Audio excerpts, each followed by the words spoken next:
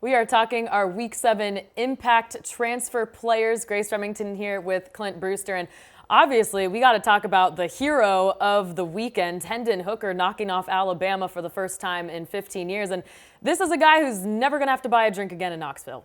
Yeah, he showed he was an elite, just how elite quarterback he is in this game. He showed he's an elite NFL prospect as well. You're taking a look at his stats here against Alabama, a 70% completion percentage, 385 pass yards, and 5 touchdowns. Let's get a little bit more into the offense here, Clint. Obviously, his coach, Josh Heupel, is known for those wide splits. It doesn't even matter what broadcast you're watching. They are so split out wide that you can't even see the entire play developing. They're almost out of bounds.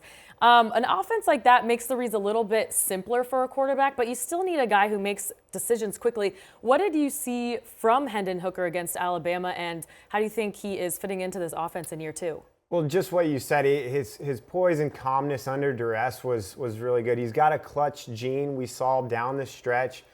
His capacity to work the middle of the field was excellent. It was very good. He cuts the ball loose. He's quickened up his release some.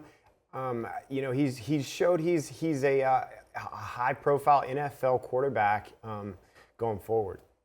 Well, speaking of the NFL, I feel like there might be some questions come draft time because running an offense like Josh Heupel, that spacing kind of allows for more favorable types of windows for Hooker to throw into. So you tell me, I mean, are NFL scouts still going to have questions about what he can and can't do?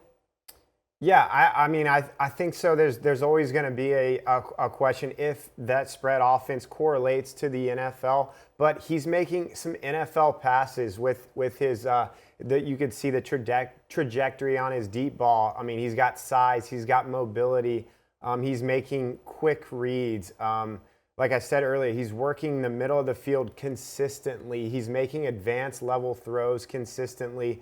He's keeping the ball out of harm's way with 15 touchdowns, 1 interception on the year. So I think that's huge in the mind of NFL scouts. Yeah, that was his first interception since last November. Crazy.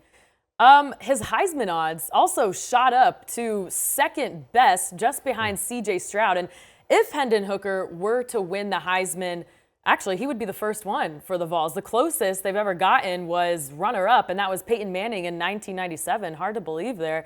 But, Clint, what does Hooker have to do to win that trophy? Well, I think if he plays like this the rest of the year, he will definitely win the Heisman Trophy because they have Georgia coming up. And if he plays this way against Georgia, I mean, there's no way that he doesn't win the Heisman Trophy and take Tennessee to the playoffs. I mean, that type of performance would skyrocket his stock, and I think that he would definitely be one of the top picks in the NFL draft. I personally would take him over Will Levis, who a lot of people are talking about as the top quarterback taken in the NFL draft, maybe the top player. I would take him over Will Levis after what he's put on tape this past week. All right, so Tennessee back. Let's go to another team that's maybe not back quite yet. That's Miami. The Hurricanes have been the butt of jokes for all season long, but they have quietly put together one of the best run defenses in the country, holding opponents to less than 100 rush yards per game. That's 13th nationally and 3rd in the ACC. A big reason for that is defensive tackle Akheem Mesidor, who's coming off a breakout game against Virginia Tech in which he had 8 tackles and 3.5 sacks. Clint, what did you like about him in this game? Well, yeah, you see his ball get off right away, and just his ability to create interior pressure is very elite. I mean, he's got the versatility to cross face. He can loop. He can stunt to get inside. He's got such a high ceiling with his athleticism and his twitch off the ball. I mean, he's an excellent NFL prospect again as well.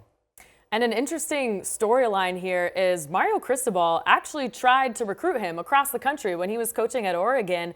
Mesidor ended up at West Virginia. Their paths took a winding route, but hey, they still ended up here together. And we all know that Cristobal is a big line of scrimmage guy. So why do you think these two are such a good fit? Well, he's got 14 and a half sacks in his career. You got to love that. There's a premium on interior pass rushers like him. He's got physicality too. Obviously, Mario Cristobal loves physicality. He can set a hard edge when he's out at defensive end. He can move down to play defensive tackle. He can even play nose. He can chase the ball. He can do it all from the interior shades. All right, well, those were our impact transfer players of the week, but we didn't talk about our portal player here. That's because it's up on YouTube. USC linebacker Eric Gentry is our portal player of the week. Go check that out on the 24/7 Sports YouTube channel.